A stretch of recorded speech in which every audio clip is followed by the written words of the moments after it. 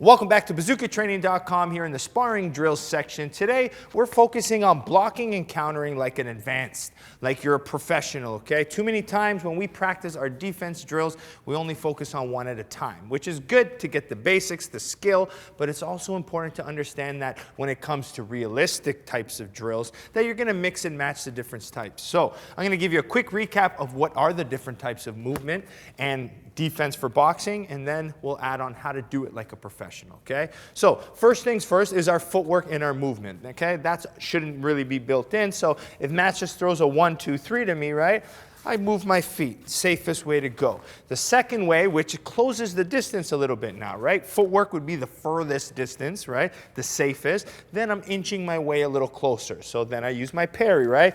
And with the parry is nice because you don't really have to you don't have to keep your hands on your head, and it's a little safer and you can still move your feet. So I could use the parry long, right? Where I still back up, or I can use the parry to pressure on the inside. Why I personally like this, if you're fighting someone big, is because if you keep your hands on your head and they still hit you, it might still rock you and hurt your head a little bit, okay? So we had movement, safest, working our way in with the parry.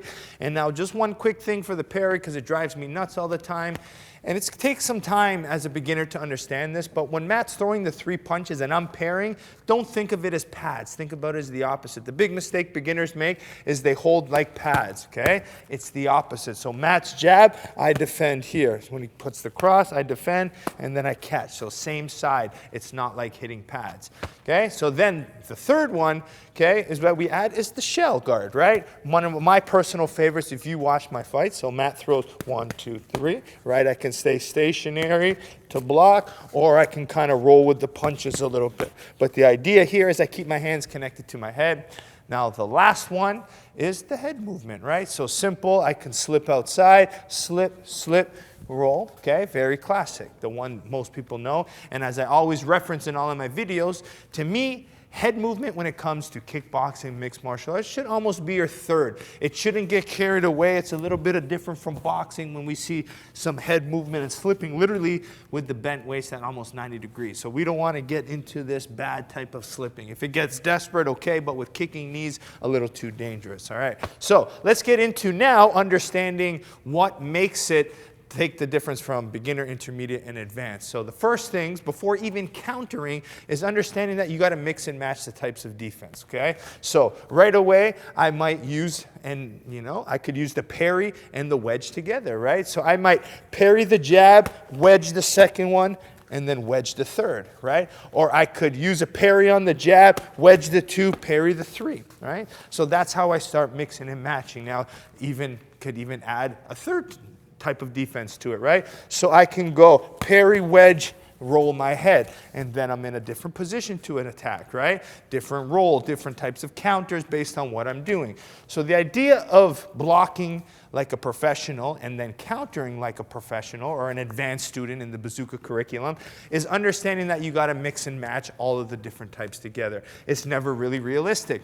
And the other thing that changes and to understand all the types of blocking is depending on the gloves. I look at Bazooka curriculum as more of a universal system, right? So whether I'm fighting someone with big gloves, I'm going to use maybe more parrying, right? So I might use here, or I'm comfortable blocking. He's got big gloves, so I'm going to use my shell. I'm more confident here, right? But now if Matt's an MMA glove, I might be a little bit more here, more cautious, slipping, pulling a little bit, right? I might move my head, play a little bit more, because I don't want to get hit with the small glove. Because a small glove using high guard isn't really effective. So having an understanding to mix and match all of them just lets you be more comfortable depending on the rule sets you're playing. All right, so let's go into a little bit of a sequence. Now, we're going to talk about countering first, okay? So the countering, okay, the basic counters you're going to get are the simple ones, right? So the way I build it up is if Matt jabs, I could parry and shoot back, right?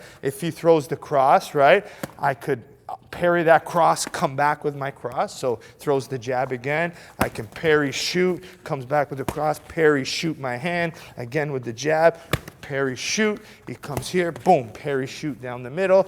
Now the hook comes, parry, attack with my lead side. Okay? So you can see the parry's good, nice and long, being able to attack. Now, we can go, usually what I do is I start single on each one. And then we just practice the different counters. So you notice here now, when I go to the shell, I'm a little closer. So now when the jab comes, right, I might kind of block into the roll and use my body shovel, right? Because before, with the parry, I had to be here. It's more risky for me to come in. So now I have to understand when I use my high guard, I have to step in. I'm staying a little closer, right? Coming in. Matt throws the cross, right?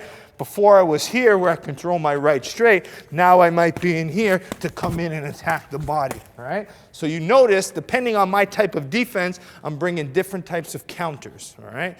Now the last one we talk about is the head movement. Now the head movement is even better for the advanced principles because you can move your head and roll into different angles. So if Matt throws a hook, for example, I can roll under. Look, now I created an angle for my counter. He throws the rear hook, I come here, I create an angle, boom. Okay, so that's how you get more advanced using that head work, head movement, and then the footwork to match. Now, so let's get back to the principle of today's video, is blocking and countering like a professional. So the idea is you can pick just even basic combinations and then mix the type of blocking, okay? So that's how we start. Now, Matt's gonna start throwing. I'm just gonna show you different forms, 1, 2, 3s, right? I'm mixing up all the different types of defense, right? You even see me 1, 2, pull counters, right? 1, 2, rolling under, okay? Boom, boom, wedge. Right? Wedge, wedge, wedge. Boom, right? So just constantly mixing things up, right? I'm playing with my different angles. Now, once you're playing and you're comfortable, right? You even see me here. I might even go with a Philly shell, still being able to block, okay? Be different ways, okay? Now, you'll notice here what I'm starting to do is I'm starting to touch the body and then roll off of different things, right? So you can see, 1, boom, boom, touching in, boom, rolling in. So right away, I'm building the advancedness, right? The beginner was just touching, blocking the punches. As I move to intermediate, I'm not countering with power yet, but what I'm developing is always touching. So even when I'm here, I'm touching, because the habit, a lot of inexperienced fighters, when the punches come, they do this. So then it's really hard to put yourself in a position to counter, right? Same thing with the head movement. If Matt throws a cross and I move my head like this, I can't touch, right? So this is why it's important to be able to get comfortable, mix everything in now, boom, to be able to kind of split and touch. See, I'm not trying hard, but I'm just staying busy, All right, so that's how an intermediate is going to start doing it. They can wait to the last punch and counter. As they get more advanced, we could start mixing shots in. Now, the last part of this video, to make it even to the highest level, okay, before even defending, I have to throw some punches, all right? So the idea now is to make this to end drill is I'm going to be probing punches, what we call occupying space. So I'm touching here. Okay, I'm touching, I'm feinting, and then Matt's gonna fire out. Boom, and I'm countering, right? Keep touching, keep playing, boom, I counter, right? Using different forms of defense, and then touching, okay? Now, keep going. So I might create, and I might create my angles. Boom, yes. Boom, boom, boom, boom, creating my attack, okay? Coming in, feinting, okay, throwing the punches and then acting different ways.